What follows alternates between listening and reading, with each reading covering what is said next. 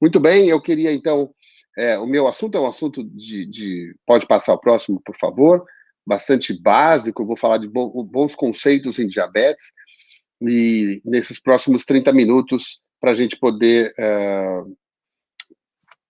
mostrar um pouco dessas questões todas aqui. Então vamos lá, próximo.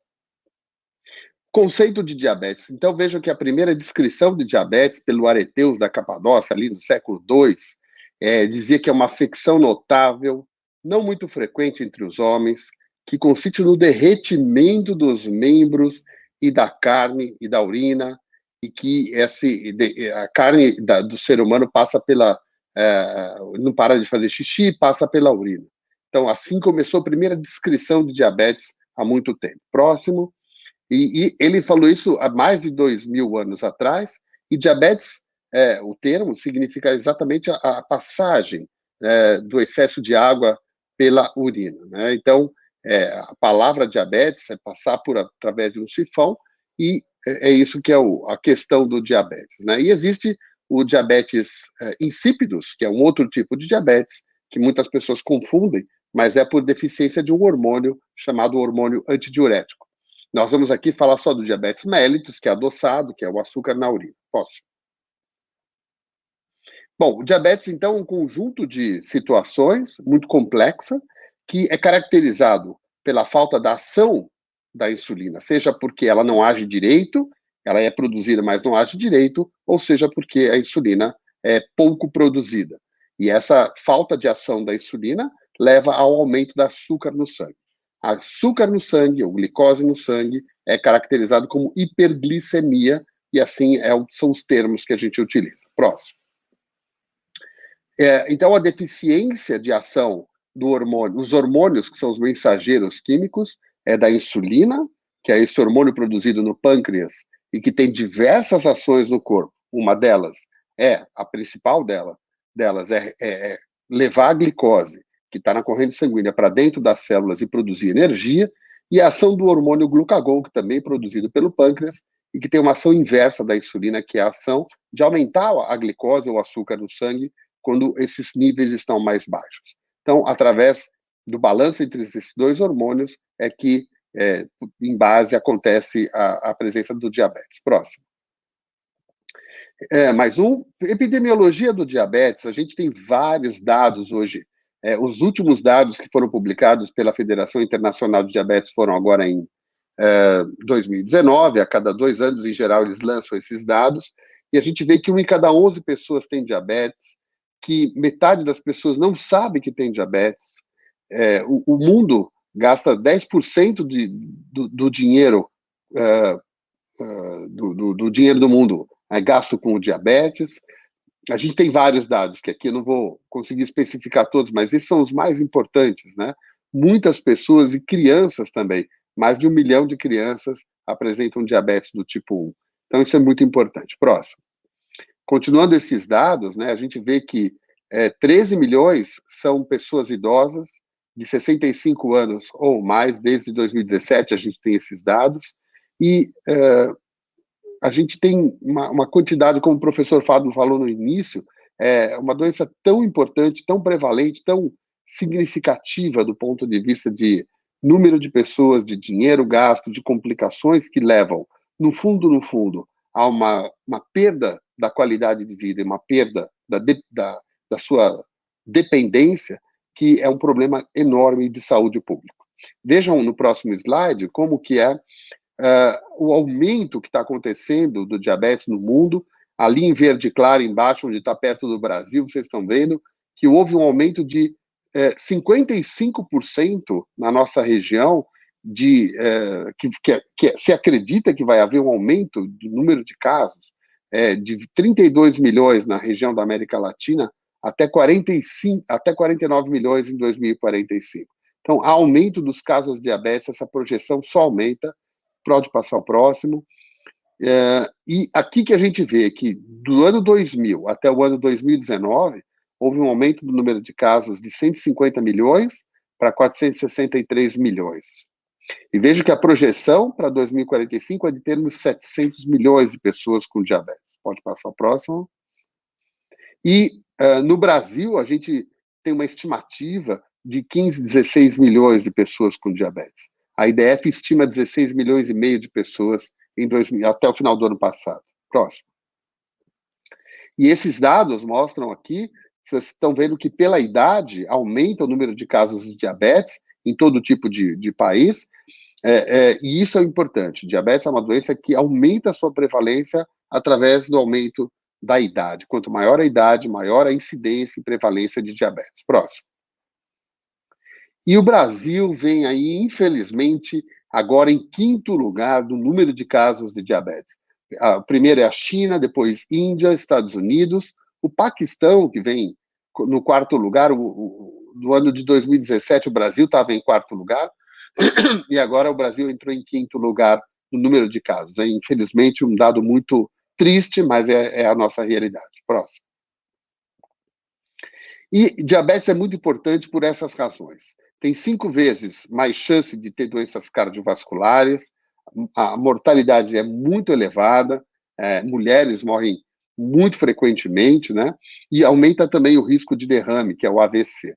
Então, diabetes, além de tirar a qualidade de vida, provocar complicações crônicas, que vocês sabem, no olho, no rim, nos nervos,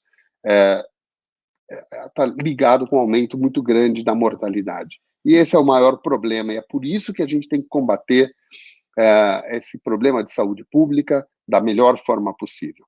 Tratar diabetes não é tratar da glicose apenas. Tratar diabetes é tratar de pessoas que têm diversos riscos aí cardiovasculares, como a gente mostrou. Então, a gente tem que ficar atento com a parte da pressão, do coração, do colesterol, do triglicérides, do fígado, do corpo como um todo.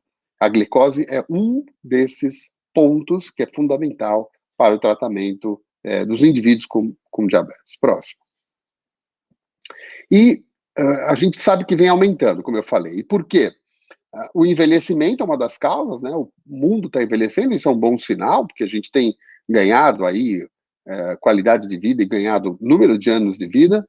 A urbanização aumenta por conta da alimentação, dos fast foods, a obesidade, o sedentarismo vem aumentando muito, né? Então, a gente tem várias razões que são contemporâneas. E essas razões, por um lado, são boas, mas, por outro lado, aumentam muito a incidência.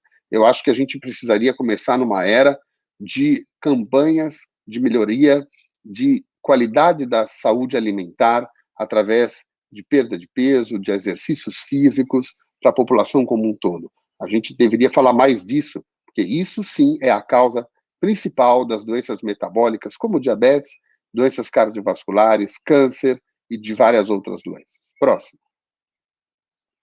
Bom, passada essa primeira fase, vamos para a classificação. Quais os tipos de diabetes, né? Próximo.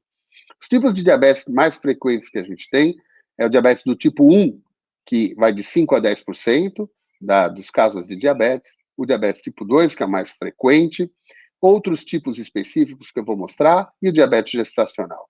Queria lembrar a vocês que essa classificação é muito simples, simplória, e que estão se estudando modificar o jeito de classificar o diabetes. É muito interessante os novos estudos com essas novas classificações. Mas hoje, pela questão da compreensão e do tempo, a gente vai especificar esses tipos para vocês. Próximo.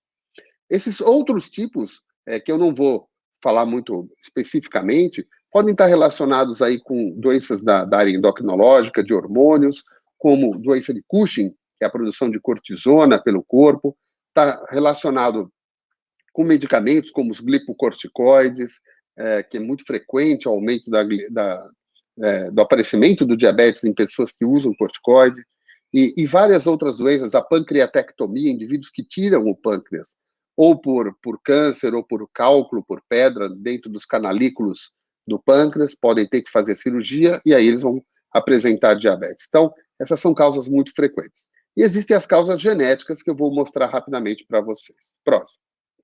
O diabetes tipo 1, próximo, então, acontece aí de 0,5% a 1% da população, ou 5 a 10% das pessoas com diabetes, e está distribuído em todos os países. Próximo. É uma deficiência, é caracterizado como uma falta total da produção de insulina. Ela ocorre por um distúrbio autoimune, que significa que o corpo da pessoa produz anticorpos, que no fundo deveria nos ajudar a combater doenças. Esses anticorpos, de forma errônea, acabam afetando a produção da insulina no pâncreas e essas células que produzem insulina ficam incapazes de produzir insulina. E nessa incapacidade, o indivíduo não produz mais a insulina e apresenta, então, o diabetes do tipo 1. Esses indivíduos têm um componente genético e um componente ambiental, que eu vou falar um pouquinho mais sobre isso. Pois não. Próximo. Pode passar próximo. O diabetes é conhecido também como insulino dependente, infanto-juvenil ou imunomediado, mas a gente prefere usar o termo tipo 1. Indica uma caracterização de doença autoimune com esses anticorpos. Esses indivíduos usam insulina todos os dias para manter a glicose o mais próximo da normalidade possível e pode acontecer em todas as idades, porém é muito mais frequente em crianças, jovens e adolescentes. Próximo. Existe uma correlação com história familiar, não é muito grande. Existe uma correlação com gêmeos de 30% a 50%, então não é todo mundo que tem irmão gêmeo e que tenha diabetes que o outro vai ter, mas existem histórias familiares na casa das pessoas com diabetes tipo 1. Próximo. E essa relação com o ambiente. Então, não basta ter o gene. A gente não sabe exatamente esses fatores ambientais que afetam a presença do diabetes tipo 1, mas nós sabemos que mudanças como viroses e também alguns itens como trigo ou o aleitamento, né, o leite de vaca, pode afetar o aparecimento da doença autoimune, que depois vai ter a presença do diabetes. Então, são fatores externos que fazem com que a pessoa suscetível geneticamente possa desenvolver o diabetes tipo 1. Próximo. O diabetes tipo 2, o próximo, então é caracterizado por uma falência também genética da célula produtora de insulina, e este indivíduo que tem essa característica genética, ele, por aumento do peso, da obesidade, ele vai desenvolver a resistência à insulina e depois vai aparecer o excesso de glicose, que é caracterizado como diabetes tipo 2. Pode passar ao próximo. Então, é chamado de insulina não dependente, o diabetes do adulto, é o mais frequente tipo de diabetes, de 80% a 90%, mais frequente a partir de 40, 45 anos, e às vezes o indivíduo tem até a dosagem, quem dosa insulina, a gente não costuma dosar, mas quem faz essa dosagem pode até vir alta no primeiro momento, no início dessa doença, só que, infelizmente, essa doença é difícil de diagnosticar, porque ela é muito pouco sintomática ou assintomática. E é por isso que metade das pessoas não sabe que tem diabetes, porque por muito tempo a glicose não fica muito alta e esses indivíduos têm muito poucos sintomas. Pode passar ao próximo. Esse é o maior problema que eu vejo no diabetes. E a relação que a gente vê com o COVID é que indivíduos com diabetes do tipo 2, obesos, com obesidade na barriga, hipertensos, que já têm alguma cardiopatia, são os indivíduos que pior evoluem nas doenças inflamatórias e infecciosas, como esta do COVID. Então, são indivíduos de alto risco, indivíduos que são inflamados, que têm uma doença inflamatória crônica de baixo grau e que, com a doença do COVID, pioram essa inflamação com a chamada tempestade de citocinas, e isto é que perfaz o indivíduo a ter alto risco de desenvolver uma doença grave e morte pelo COVID e por outras doenças infecciosas. Então, a relação com o COVID está na inflamação crônica de baixo grau e na hiperglicemia, no excesso de glicose. Quanto maior a glicose, pior é o prognóstico. Então, é muito importante ter um bom controle da glicose e dos outros fatores para que o prognóstico, no momento em que o indivíduo é afetado pelo COVID, possa ser melhor. Próximo. E é isso que eu estou mostrando aqui, que os indivíduos, eu estava falando sobre o diagnóstico, no tempo zero, o indivíduo já perdeu metade das células produtoras de insulina. Então, a gente pode tratar esses indivíduos, e é uma doença evolutiva, que pode piorar ao longo do tempo, e por isso que é uma doença que aumenta mais frequentemente com a idade. O tempo é um fator crucial. O que a gente faz é que o tratamento, bem no começo, bem precoce, bem agressivo desde o começo, tem melhores prognósticos e evita as complicações crônicas do diabetes. Próximo.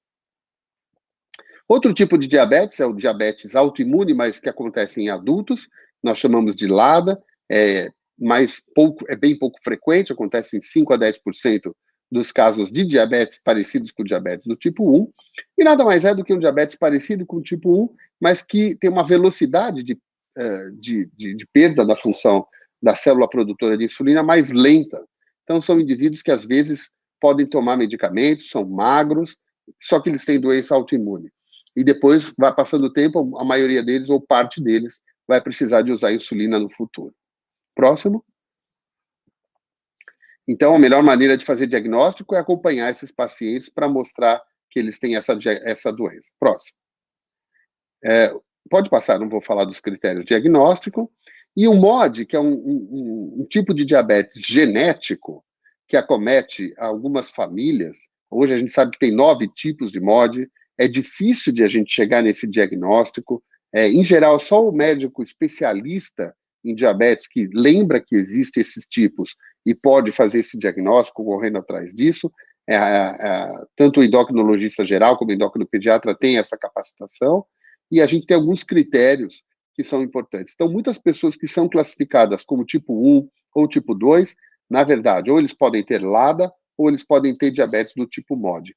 E é interessante fazer esse diagnóstico, porque o acompanhamento desses indivíduos, o tipo de tratamento, a medicação que se usa e o prognóstico deles é diferente, dependendo do tipo de diabetes que ele apresenta. Pode passar o próximo. Mais um.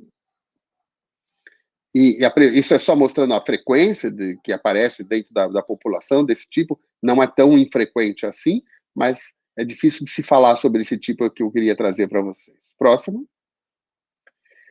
E outro tipo de diabetes seria o diabetes na gravidez, próximo, que é o diabetes gestacional, que aparece na primeira vez na gravidez.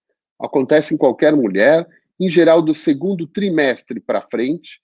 O diagnóstico é feito com glicose ou em jejum, acima de 95, ou com a curva glicêmica com 75 gramas de glicose, que é feita no 28ª semana, 6º mês, para todas as mulheres. Próximo. Em geral, isso ocorre exatamente porque a mulher tem uma tendência genética para ter diabetes na gravidez, mas não basta ter a tendência genética. Ela precisa...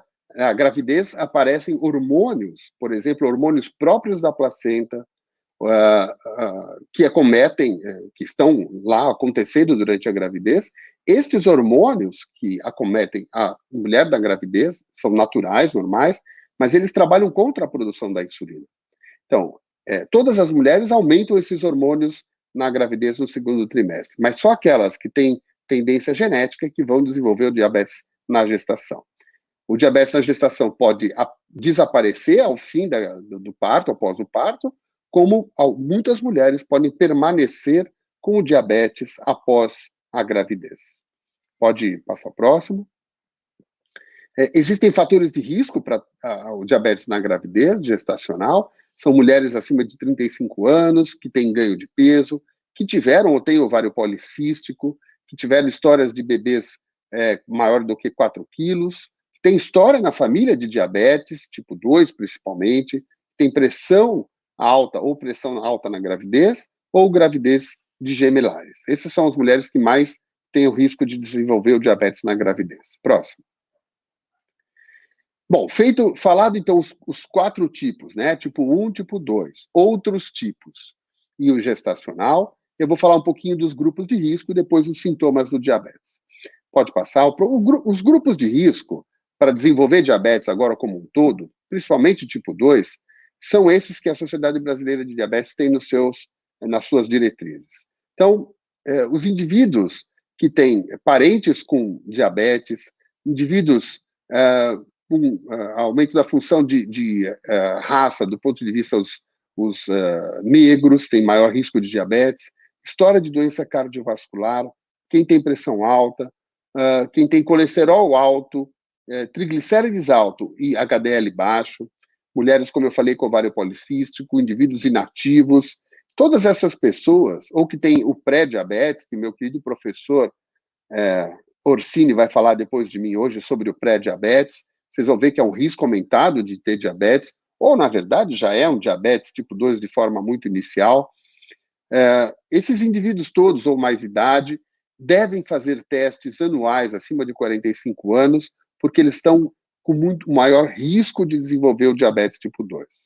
Essa é a diretriz da Sociedade Brasileira de Diabetes, e o próximo slide, por favor, mostra que na Sociedade Americana de Diabetes, deste ano, mostram que está em inglês, mas não se preocupem, estão exatamente dizendo praticamente a mesma coisa que nós colocamos em português aqui na Sociedade Brasileira de Diabetes, mas para mostrar que isso, no mundo inteiro, os riscos para desenvolver diabetes estão classificados dentro destes indivíduos que eu falei para vocês. E próximo, para finalizar, eu quero falar um pouquinho e rapidamente dos sintomas do diabetes. Próximo. Os sintomas principais do diabetes acometem os indivíduos que têm o açúcar alto no sangue. Quando a glicose está abaixo de 160, 180, é difícil aparecer qualquer sintoma. Ela vai aparecer sintomas quando a glicose permanece constantemente alta, acima de 180, e isso vai causar excesso de açúcar na corrente sanguínea, e esses sintomas vão aparecendo de forma gradativa. Já no diabetes tipo 1, isso acomete de forma súbita, e aí os sintomas são mais frequentes. Pode passar o próximo. Os sintomas mais frequentes são excesso de urina, que nós chamamos de poliúria, um indivíduo que tem fome em excesso, porque a glicose não está dentro do cérebro, então ele tem polifagia, ele come muito, mas ele pode perder peso se tiver com a glicose muito elevada, e ele tem muita sede também, porque como a célula não tem glicose dentro, a glicose fica na corrente sanguínea, o indivíduo tem muita glicose no sangue e isso puxa a água junto e ele vai perder muita água pela urina. Então, ele vai ter muita sede. Então, polidípsia, poliúria e polifagia, ou seja, sede demais, fazer muito xixi, ter muito apetite, perda de peso, e sinais, às vezes, de infecção genital, como candidíase, infecção urinária, infecção na glândula do pênis, a visão turva. Esses são os principais sintomas do excesso de açúcar no sangue, da hiperglicemia. Não é sintoma do diabetes, é sintoma de hiperglicemia. Mas, infelizmente, muitas vezes esses sintomas passam desapercebidos e o indivíduo só faz o diagnóstico de diabetes quando tem uma complicação.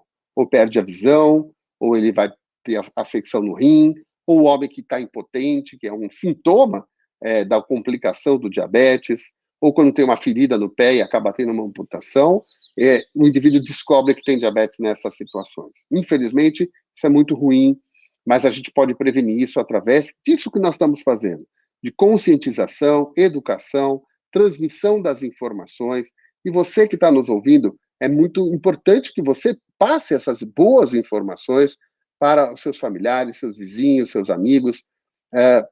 Isso tudo fica gravado, as pessoas têm acesso à informação de boa qualidade. Não vão atrás de fake news, de coisas negativas, de má informação, de gente que quer vender produtos para vocês. Não vão atrás disso.